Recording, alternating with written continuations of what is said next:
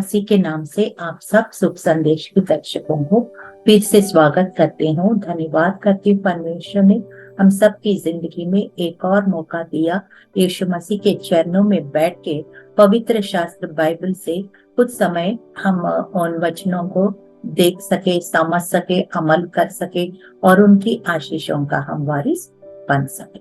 छोटी सी प्रार्थना के साथ इस कार्यक्रम को हम शुरुआत करेंगे। धन्यवाद महान सामर्थ्य पिता, राजाओं का राजा, प्रभुओं का प्रभु, ईश्वरों का ईश्वर, प्रभु यीशु का वचन हमारे लिए प्रभु मार्ग का उजाला है। प्रभु यीशु हालेलुया, पांवों का दीपक है। प्रभु यीशु आपकी उपस्थिति हमारे साथ सदैव बने रहे। यीशु मसीह के जीवित और सामर्थ्य नाम में इस प्रार्थना को हम मांगते हैं। सुनिए, ग्रहण कीजिए परम पिता। आमीन आमीन आमीन। जो विषय लिया है कि ये है कि my presence shall go with thee, मेरी उपस्थिति तुम्हारे साथ रहेगी। ये कौन किसको कह रहे हैं? ये परमेश्वर, यावे परमेश्वर मूसा को कह रहे हैं। उसी विषय में हम इस पैसेज को हम देखेंगे। ये निर्गमन में 33 अध्याय 11 से लेकर मैं थोड़ा थोड़ा पढ़ के आपको समझाने का कोशिश करती हूँ। और यहोवा मूसा से इस प्रकार आमने सामने बातें करता था जिस प्रकार कोई अपने भाई से बातें करे। और मूसा तो छावनी में फिर आता था, पर यहोशू नाम एक जवान जो नूह का पुत्र और मूसा का टहला हुआ था, वो तंबू में से ना निकलता था।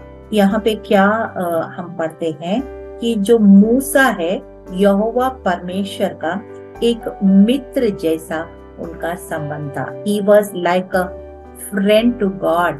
हालेलुया। और कैसे पता? ये बाइबल में ऐसे ही लिखा है, गिनती 12:6 से 8 में लिखा है, यहोवा ने कहा, मेरी बातें सुनो, यदि तुम में कोई नबी हो तो उस पर मैं यहोवा दर्शन के द्वारा अपने आप को प्रकट करूंगा या स्वप्न में से उन्हें बातें करूंगा।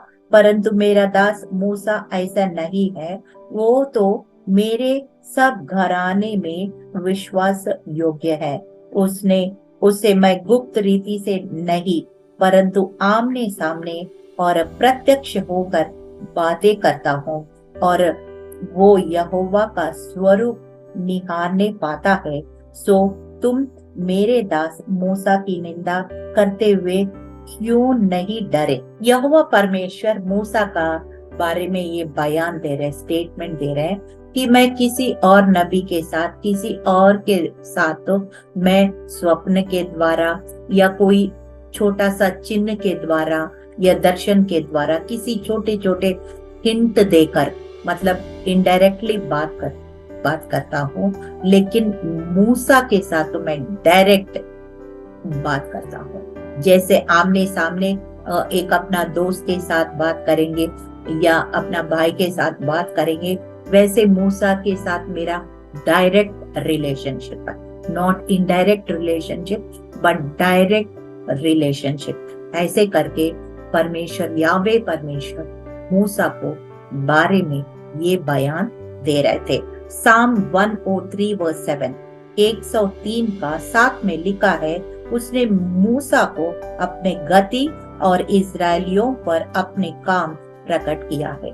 मूसा को अपनी गति और इजरायलियों को अपने काम प्रकट किया है। मतलब वो जो इजरायलियों को भी मूसा के द्वारा ही परमेश्वर की बातें प्रकट होया करते थे। तो इसी प्रकार से हम देखते हैं कि Moses has got a very direct relationship with God. Hallelujah. तो मैं आपसे एक प्रश्न पूछना चाहती हूँ। यीशु मसीह को आपने उद्धारकर्ता ग्रहण तो किया है, लेकिन आपका संबंध परमेश्वर के साथ कितना करीब है? कितना करीब है? अगर मैकेनिकल है या आप एक ऐसे ही बुक पढ़ के थोड़ा सा प्रेयर करते हैं, गहराई में नहीं ढूंढ रहे, तो it's a time to examine. हम अपने आप को जांचने का समय है। और फिर आगे हम देखते हैं मूसा का ये 11 के बाद हम 12 को पढ़ रही हूँ कि मूसा ने यहोवा से कहा, सुन, तू मुझसे कहता है कि इन लोग को ले चल, परंतु ये नहीं बताया कि तू मेरे संग किसको भेजेगा। तो भी तूने कहा है कि तेरा नाम मेरे चित्त में बसा है और तुझ पर मेरे अनुग्रह की दृष्टि है। सो मूसा ये कहता है कि परमेश्वर से इतना डायरेक्टली बात कर रहे हैं, इतना अच्छा सा खुल के बात कर रहे हैं, हृदय उंडेल के बात कर रहे हैं कि आपने तो बताया कि इतने लोगों को ले चलना है, वो मिस्र देश की गुलामी से निकाल कर इजरायलियों को बाहर लाना है, ये सब बताया तो है, लेकिन मेरे साथ किसको भेजोगे ये तो आपने नहीं बताया है। लेकिन आपने ये बताया है कि मुझे आपने नाम लेकर बुलाया है और आपकी करुणा की दृष्टि, अनुग्रह की दृष्टि मुझ पर है। हालेलुया। तो he was so confident, Moses was so confident that God called him by name. हाँ, सचमुच में हम निर्गमन 3 और 4 अध्याय में अगर उधर देखते हैं, वो झाड़ी जल रहा था जब मूसा को भेड़ बकरियों को चराने के लिए उस पहाड़ की ओर गए थे, और वहां झाड़ी जल रहा था मगर वो कंज्यूम नहीं हो रहा था। और फिर उस झाड़ी से मूसा मूसा करके नाम लेकर यावे परमेश्वर ने बुलाया, तू अपना चप्पल वहां उतारो और मैं तुमसे बात करना है। ऐसे करके आवाज आई है उस आग से, उस झाड़ी के आग के अंदर से परमेश्वर ने डायरेक्टली मूसा को बुलाया है। और यही बात मूसा परमेश्वर से कह रहे हैं, तुमने मुझे नाम लेकर बुलाया। और बाइबल में कई सारे ऐसे लोग हैं कि परमेश्वर ने नाम लेकर पुकारा। जैसे लाजर जब मर गए थे, उसने बोला लाजर बाहर आ जा। अगर लाजर करके नहीं बुला तो शायद सारे खबरें खुल जाती, इसलिए यीशु मसीह ने लाजर करके पुकारा। जक्कई को जब भीड़ था, जक्कई जाके पेड़ में बैठ गया था, कहा था जक्कई नीचे झटके उतर आ जा। और फिर जब पॉल था, जो उस समय Saul, before Paul he was Saul, Saul का समय में उसने सॉल को दर्शन दिया और फिर कहा, हे सॉल मुझे क्यों सताते हो। ऐसे करके ये बहुत सारे लोग को हम नाम लेकर बुलाते हम देखते हैं। और फिर एक वचन मैं आपको सुनाती हूँ, एशिया 43 वर्स 1 में लिखा, हे इस्राएल तेरा रचने वाला, ये याकूब तेरा सृजनहार यहोवा यूं कहता है, मत डर, क्योंकि मैंने तुझे छुड़ा लिया है और मैंने तुम्हें नाम लेकर बुलाया है, तू मेरा ही है। इस्राएल का परमेश्वर याकूब का घराने से कहते हैं, मैं तुम्हें एक एक को मैं तुम्हें नाम लेकर बुलाता हूँ, जिसको भी बुलाता हूँ मैं नाम लेकर बुलाता हूँ। जब नाम लेके बुलाता हूँ तो उसके लिए कुछ उद्देश्य भी रखता हूँ, उसके लिए कुछ इच्छा और योजना को भी रखता हूँ। तो इसी तरह से हम जानते हैं कि बहुत लोगों को परमेश्वर नाम लेकर बुलाया है और मूसा को भी नाम लेकर बुलाया है। इस बात परमेश्वर भी जानता है, इस बात मूसा भी जानते। आगे हम 13 वचन पढ़ते हैं, अब यदि मुझ पर तेरा अनुग्रह की दृष्टि हो तो मुझे अपनी गति समझा दे, जिससे जब मैं तेरा ज्ञान पाऊं तब तेरे अनुग्रह की दृष्टि मुझ पर बनी रहे। फिर इसकी भी सुधि कर कि ये जाति तेरी प्रजा है। द असाइनमेंट मतलब the task he suppose to do. Musa को मालूम है 6.5 मिलियन इजरायलियों को मिस्र की गुलामी से निकाल कर बाहर लाना और फैरो की उस चुंगल से निकाल के बाहर से लाना इतना आसान काम नहीं था। और एक लोग दो लोग से नहीं होता है, ये बहुत बड़ा काम है। So he knew the volume of the work, the intensity of the work, मतलब इतना बड़ा काम को कैसे करना है। मूसा को बुलाया तो है आपने, लेकिन करेंगे कैसे, आप मुझे और भी खुलासा दे दो। ऐसे करके खुल के मूसा परमेश्वर से बातचीत कर रहे हैं। और फिर ये भी कह रहे हैं कि प्रभु ये तो तेरा प्रजा है, तेरा ये आपका बच्चे हैं, अगर गलती भी करते हैं तो उसको लिटरली मत लेना, ये तो थोड़ा सा आप उनको मेरे ऊपर छोड़ देना, मैं उनको हैंडल करूंगी, आप करूंगा। आप मुझे सिर्फ आप अपना कृपा का दृष्टि रखना और अपना काम करने का तरीका मुझे बताते रहना। इस तरह से मूसा मूसा जो है यावे परमेश्वर को लगातार he is making sure that God is always with him and God is always guiding him and he is giving him people to help him।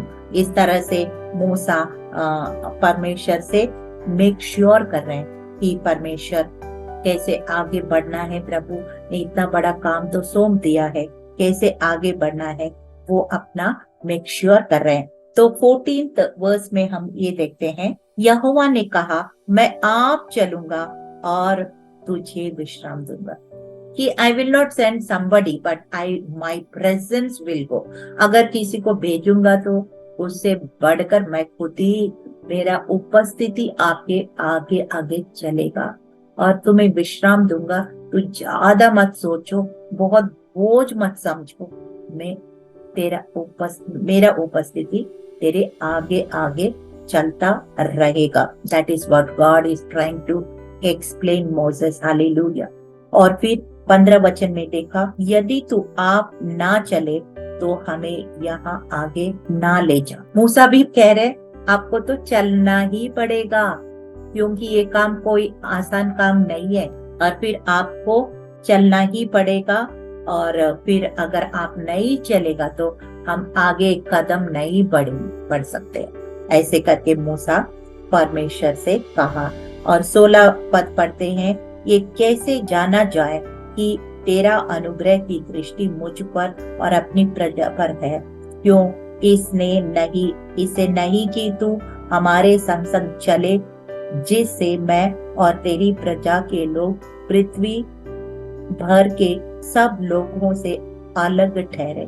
तो परमेश्वर भी अपना कंडीशंस रख रहे हैं, मूसा भी अपना कंडीशंस परमेश्वर के सम्मुख रख रहे हैं। एक जैसे एक कोई ट्रांजैक्शन होता है, कोई बिजनेस डील होता है, तो वो लोग अपने शर्तें रखेंगे और दूसरा व्यक्ति भी अपने शर्तें रखेंगे। इसी प्रकार से जो इतना 6.5 मिलियन इजरायली लोगों को मिस्र से बाहर निकालने में कि मूसा भी अपना कंडीशंस ये रख रहे हैं कि प्रभु तेरा उपस्थिति तो हमारे साथ चलना ही है, और तू अपना आपका उपस्थिति चलना है तो फिर आपका जो हम अलग से प्रजा होना चाहिए।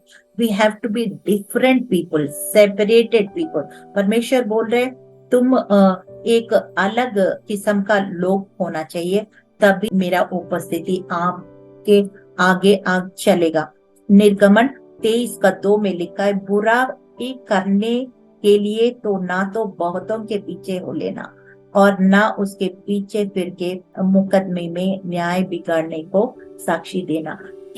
परमेश्वर कह रहे मूसा तुम मेरा उपस्थिति को तो मांग रहे और मैं भी उपस्थिति देने के लिए तैयार हूँ, लेकिन तुम लोग जो अपने लोग को तुम समझाओ ये दुनिया की तरीके से चलेंगे तो मेरा उपस्थिति आगे चलना मुश्किल हो जाएगा।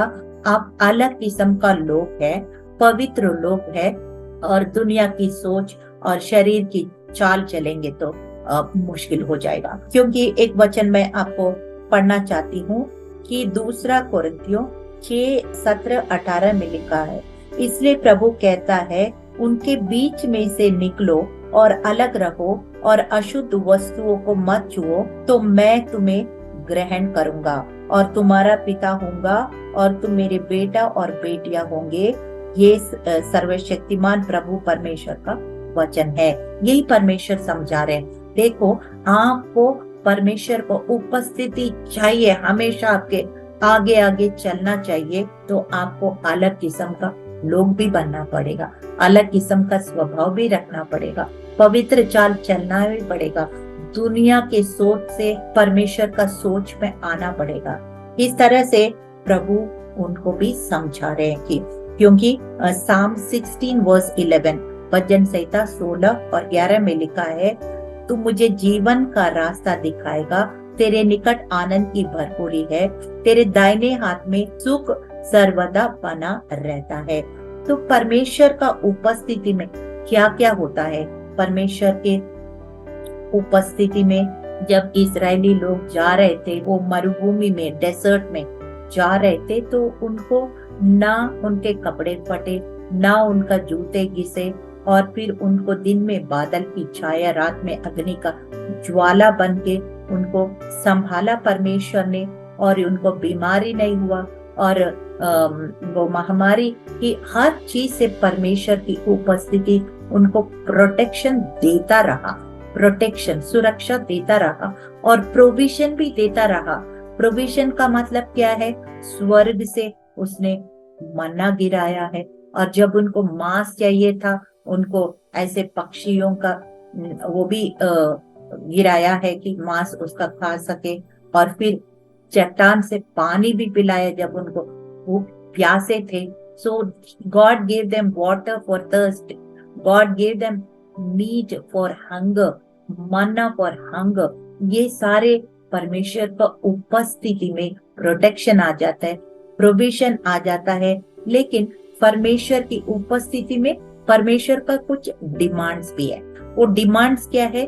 कि हम पवित्र प्रजा बनना है, अलग से निकला हुआ, एक भीड़ में से निकला हुआ अलग किस्म का लोग, परमेश्वर का सोच का लोग होना चाहिए। पहला पत्रस 2:9 में लिखा है, you are peculiar, royal priesthood, holy nation. इस प्रकार से ये परमेश्वर के डिमांड्स भी होता है, और उनकी उपस्थिति में हम चलेंगे तो हमें फायदा क्या होता है? हमें शांति होता है, हमें विश्राम होता है, हमारे लिए आशा होता है, और हमारे लिए रेस्टोरेशन, पुनर्स्थापना भी होता है। इस तरह से परमेश्वर की उपस्थिति को प्रभु ने मूसा को वायदा किया है, मगर उनका जो कंडीशंस भी, शर्तें भी परमेश्वर ने रखा है। 16वां पद पढ़ रहे, ये कैसे जाना जाए कि तेरे अनुग्रह की दृष्टि मुझ पर और अपनी प्रजा पर है? क्या इसने नहीं कि तू हमारे संग संग चले, जिससे मैं और तेरी प्रजा के लोग पृथ्वी भर के सब लोगों से अलग ठहरे। यहोवा ने मूसा से कहा, मैं ये काम भी जिसकी चर्चा तूने की करूंगा, क्योंकि मेरे अनुग्रह का दृष्टि तुझ पर है और तेरा नाम मेरे चित्त में बसा है। उसने कहा, मुझे अपना तेज दिखा दे। तो परमेश्वर से बातचीत करते करते उसने पूरा उनका इस अवसर को पूरा उपयोग किया है, कि उसने बोला, हाँ ठीक है, आपकी उपस्थिति तो बताया, लेकिन आप अपना महिमा स्वरूप, वो रूपांतर, वो ग्लोरी, महिमा, वो उपस्थिति कैसे होता है, मुझे पहले गहराई से मुझे दिखा दो, ताकि मैं जानूं, और फिर लोगों को अच्छा सा, जैसे आप तो उनको चलाना चाहते हैं, वैसे मैं चला सकूं। तो you show me your glory first. ऐसे करके मूसा ने अपना परमेश्वर की महिमा दिखाने की बार्गेनिंग परमेश्वर ने किया। फिर उसने कहा, तू मेरा मुंह का दर्शन नहीं कर सकता, क्योंकि मनुष्य मेरे मुंह का दर्शन करके जीवित नहीं रह सकता। फिर यहोवा ने कहा, सुन, मेरे पास एक स्थान है, तू उस पर चट्टान पर खड़ा हो, और जब तक मेरा तेज तेरे सामने होके चलता रहे, तब तक मैं तुझे चट्टान को के दरार में रखूंगा। जब तक मैं तेरे सामने होकर ना निकल जाऊं, तब तक अपने हाथ से तुझे ढांपे रहूंगा। फिर मैं अपना हाथ उठा लूंगा, तब तू मेरी पीठ का तो दर्शन पाएगा, परंतु तेरा मेरे मुंह का दर्शन नहीं मिलेगा। इस तरह से कन्वर्सेशन हो रहे हैं परमेश्वर और मूसा के बीच में।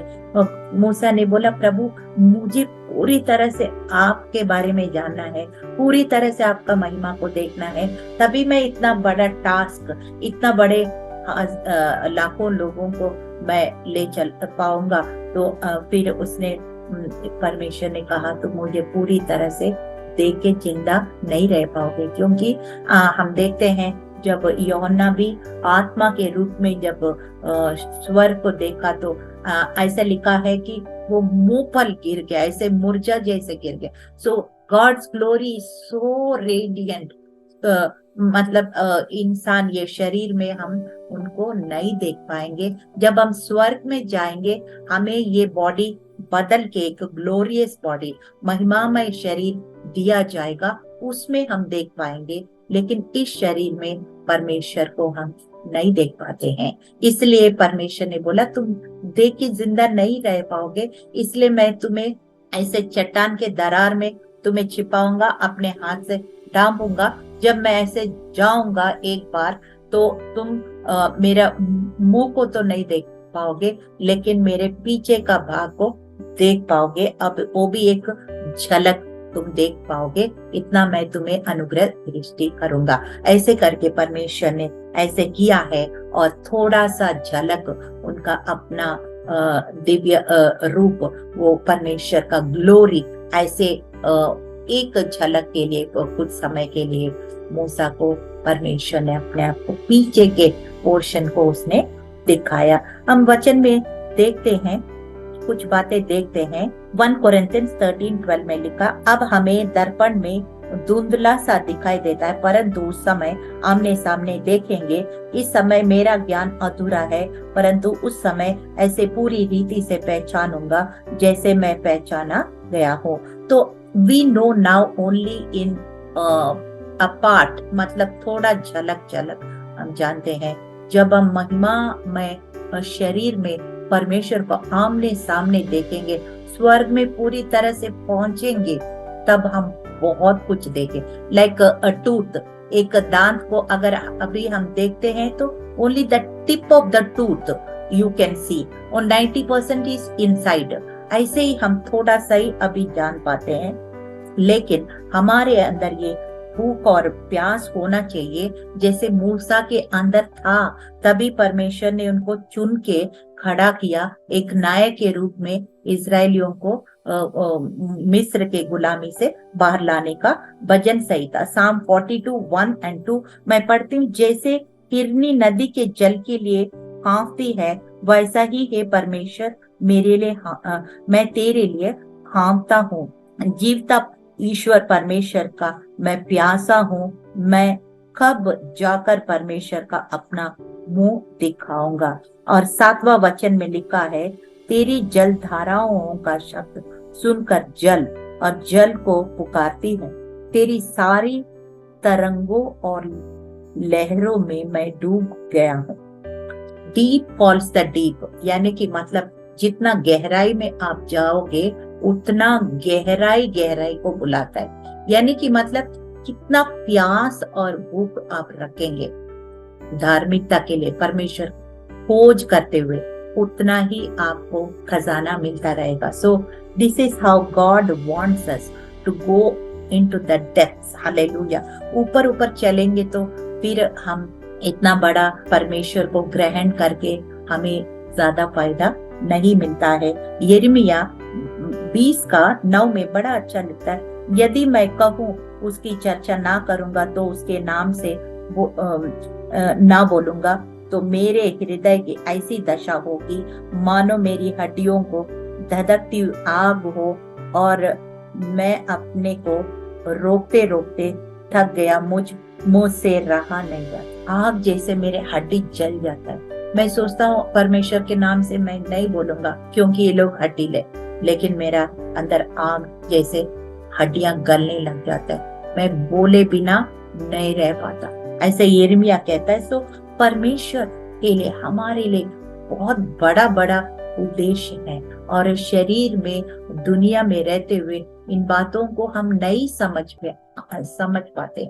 इसलिए जितना खोजेंगे तो उतना ही हमें उनका जो ट्रेजर हंट की जैसे निधि मिलता रहेगा, क्योंकि परमेश्वर का वचन बताता है, यशायाह 60:1-3 में पढ़ रहे, उठ प्रकाशमान हो क्योंकि तेरा प्रकाश आ गया है और यहोवा का तेज तेरे ऊपर उदय हुआ है। देख पृथ्वी पर तो अंधियारा और राज्य के लोगों पर घोर अंधकार छाया हुआ है, परंतु तेरे ऊपर यहोवा उदय होगा और उसका तेज तुझ पर प्रकट होगा, और अन्य जातियां तेरे पास प्रकाश के लिए और राजा तेरे आरोहण के प्रताप की ओर आएंगे।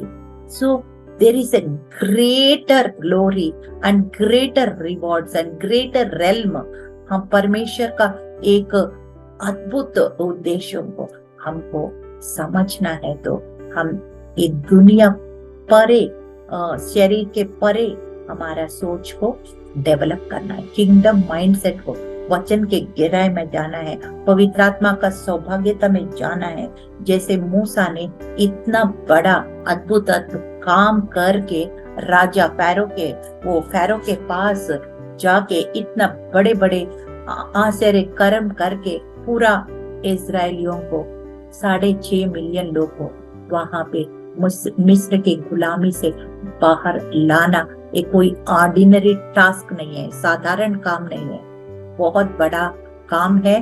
और परमेश्वर के साथ एक करीब रिश्ता मूसा के पास था। He was like a friend to God and he could speak face to face. That is why he could do such a great task. Hallelujah. और फिर जैसे मूसा ने और गहराई में जाने का पूरा प्रयास किया। पहले उनका प्रिपरेशन था मूसा का कि इजिप्शियन पैलेस में मिस्र का युवराजा बन के, फिर उसके बाद 40 साल उसका विल्डरनेस में, और फिर उसके बाद वो बर्निंग बुश जलता हुआ झाड़ी में उनका बुलाहट किस तरह से, और उनका स्टेप बाय स्टेप उनका प्रिपरेशन हुआ, उनका बुलाहट हुआ, और उनका परमेश्वर की महिमा को देखा, उनको आमने सामने देखा, उनका बुलाहट को समझा और फिर उस काम को करने पाया है।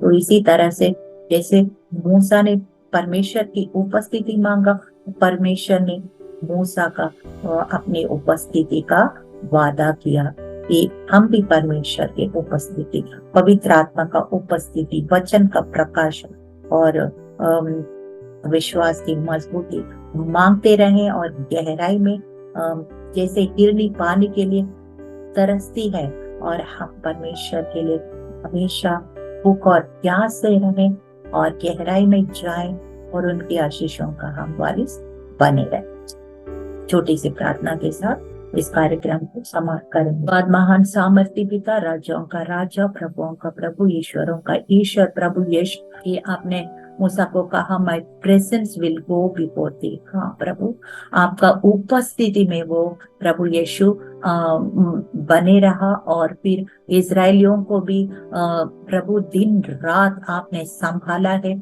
बादल के छाया में, अग्नि के ज्वाला में उनको संभाला प्रभु यीशु, स्वर्ग से मन्ना गिराया, पानी चट्टान से पानी पिलाया प्रभु यीशु। आप वही परमेश्वर है, यीशु मसीह के रूप में हमारे लिए इस पृथ्वी पर आया, मारा गया, गाड़ा गया, तीसरा दिन जी उठा। अभी हम वही पवित्र आत्मा के रूप में हम प्रतिदिन प्रभु यीशु हमें एक कंफर्टर, एक काउंसलर, एक टीचर के रूप में हमें दिया है, सलाहदार के रूप में हमें दिया गया है, गाइडेंस के रूप में दिया गया है। प्रभु तेरी उपस्थिति में, पवित्र आत्मा का गाइडेंस में प्रभु यीशु हम तेरे उजाले में लगातार आगे बढ़े, प्रकाश वचन के प्रकाशन में आगे बढ़े, पवित्र आत्मा का सौभाग्यता में आगे बढ़े, विश्वास में मजबूत रहे और एक जयवंत मसीह जीवन बिताएं। यीशु मसीह के जीवित नाम से इस प्रार्थना को हम मांगते हैं। सुनिए, ग्रहण कीजिए परम पिता। आमीन आमीन आमीन।